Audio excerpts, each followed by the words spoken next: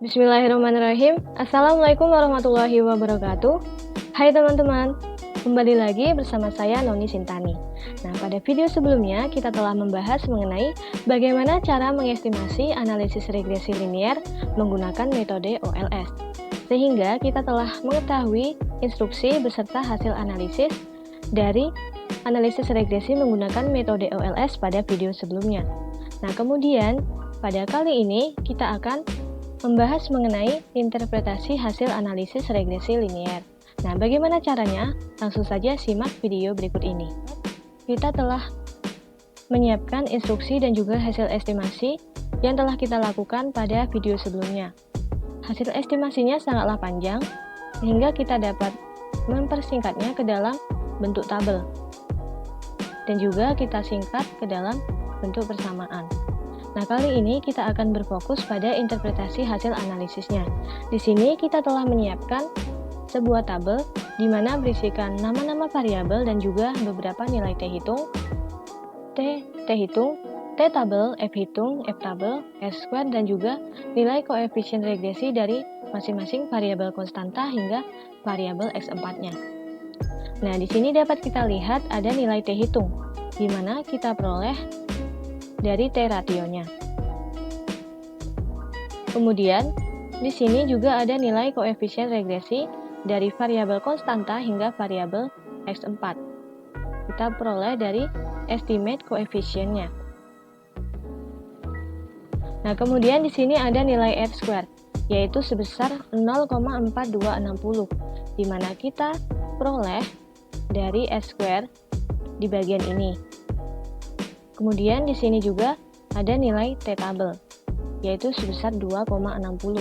Nah, nilai T tabel ini diperoleh dari tabel T, di mana kita menggunakan two-tailed test, yaitu uji dua arah dengan signifikan levelnya yaitu 5%, dan juga derajat bebasnya yaitu 25, yang mana diperoleh dari 30 dikurang 4 dikurang 1. Nah, setelah kita tarik, maka diperoleh nilai 2,060 yang dapat kita kopikan ke dalam Microsoft Word. Kemudian di sini juga ada nilai T hitungnya, yaitu sebesar 4,639, yang mana kita salin dari bagian ini. Kemudian yang terakhir yaitu ada nilai F tabelnya, yaitu sebesar 2,98, di mana kita peroleh dari tabel F. Nah, di sini kita menggunakan V1-nya yaitu 3, di mana 3 ini diperoleh dari rumus K-1, di mana 4 dikurang 1 sama dengan 3. Kemudian nilai V2-nya yaitu 26, di mana diperoleh dari rumus N-K sama dengan 30 dikurang 4 sama dengan 26. Kemudian kita tarik dari V2 ke V1, maka diperoleh nilai V tabelnya, nilai F tabelnya yaitu 2,98. Kemudian kita kopikan ke dalam Microsoft Word. Nah, kemudian nilai dari masing-masing koefisien regresi konstanta hingga koefisien regresi variabel X4-nya kita masukkan ke dalam sebuah persamaan. Maka akan jadi seperti ini.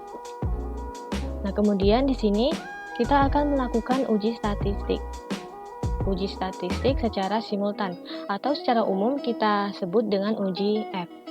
Nah, uji F ini dilakukan guna mengetahui apakah variabel independen ini berpengaruh secara bersama-sama terhadap variabel dependennya. Nah, di sini kita ketahui nilai V1-nya 3, nilai V2-nya 26, maka diperoleh nilai F tabelnya yaitu 2,98. Nah, kemudian nilai F tabelnya ini dapat kita bandingkan dengan nilai F hitungnya. Maka diperoleh kesimpulan yaitu nilai F hitung lebih besar dari nilai F tabel. Maka tolak H0 terima H1. Artinya, keempat variabel independen yaitu luas lahan, jumlah bibit, tenaga kerja, dan juga pupuk secara bersama-sama mempengaruhi variabel dependen, yaitu jumlah produksi kakao. Nah, kemudian selanjutnya kita melakukan uji statistik secara parsial, yaitu uji T. di mana uji T ini dilakukan guna mengetahui apakah variabel independennya itu secara individu mempengaruhi terhadap variabel dependennya, yaitu diketahui nilai derajat bebasnya 25 sehingga diketahui nilai T tabelnya yaitu sebesar 2,060. Nah, langsung saja untuk mengetahuinya, pada luas lahan yaitu X1 diketahui nilai T hitungnya sebesar 0,9338 di mana lebih kecil dari nilai T tabelnya yaitu 2,060. Kemudian dengan nilai koefisien regresinya sebesar 142,46. Maka dapat disimpulkan bahwa dari hasil uji T yang telah dilakukan, diketahui bahwa nilai T hitung lebih besar, maksud saya, nilai T hitung lebih kecil daripada nilai T tabel. Sehingga variabel luas lahan tidak berpengaruh terhadap jumlah produksi kakao. Nah, apabila dilihat dari koefisien regresi variabel ini sebesar 142,46. Maka dapat disimpulkan bahwa jika petani kakao melakukan penambahan luas lahan, yaitu seluas 1 hektar, maka potensi pengurangan jumlah produksi yang akan didapat oleh petani yaitu sebesar 142,46 kg. Nah, kemudian di sini ada variabel X2 yaitu jumlah bibit, di mana nilai T hitungnya sebesar minus 0,6664, di mana lebih kecil dari nilai T tabelnya yaitu 2,060, sedangkan nilai koefisien regresinya yaitu minus 0,18. Nah, dari hasil uji T yang telah dilakukan, diketahui bahwa nilai T hitung lebih kecil daripada nilai T tabel, sehingga variabel jumlah bibit ini tidak berpengaruh terhadap jumlah produksi kakao. Nah, apabila dilihat dari koefisien regresi, variabel ini yaitu sebesar minus 0,18, maka dapat disimpulkan bahwa jika petani kakao melakukan penambahan pemakaian jumlah bibit, yaitu sebanyak 1 batang pohon kakao, maka kemungkinan akan berpengaruh menurunkan jumlah produksi kakao yang akan didapat oleh petani yaitu sebesar 0,18717 kg. Nah, kemudian pada variabel X3 yaitu tenaga kerja. Diketahui nilai T hitungnya lebih besar dari nilai T tabel.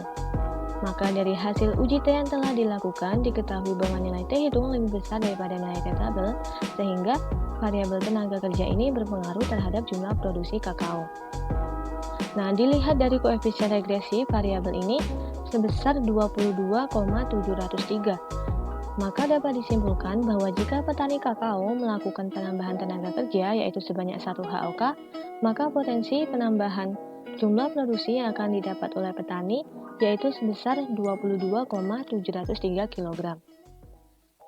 Kemudian variabel yang terakhir yaitu X4 pupuk, di mana nilai T hitungnya lebih kecil daripada nilai T tabel.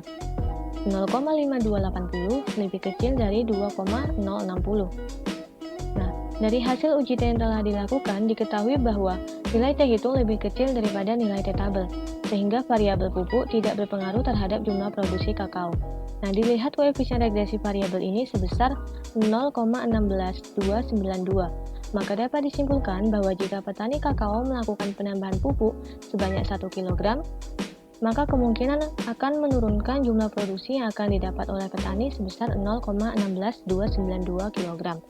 Nah, dari keempat variabel ini dapat kita simpulkan bahwa hanya variabel X3 yaitu tenaga kerja yang berpengaruh terhadap variabel dependennya yaitu jumlah produksi kakao. Mengapa demikian? Dapat kita lihat alasannya pada sebuah penelitian terdahulu, yaitu pada salah satu skripsi yang saya ambil, yaitu faktor produksi tenaga kerja berpengaruh terhadap jumlah produksi kakao. Hal ini dikarenakan tenaga kerja merupakan motor penggerak dalam proses kegiatan usaha tani kakao. Penggunaan tenaga kerja yang optimal maka akan memberikan hasil yang maksimal dalam kegiatan usaha tani. Dengan adanya penambahan input tenaga kerja dalam proses produksi, diharapkan mampu memberikan peningkatan produksi. Nah, peran tenaga kerja dalam upaya peningkatan hasil output atau produksi dalam kegiatan proses produksi sangatlah signifikan. Hal ini dikarenakan input tenaga kerja merupakan penggerak atau pengorganisasi dalam kegiatan usaha tani kakao. Nah, itulah demikian interpretasi hasil dari saya. Nah, saya harap penyampaian ini dapat bermanfaat bagi teman-teman sekalian. Cukup sekian. Wassalamualaikum warahmatullahi wabarakatuh.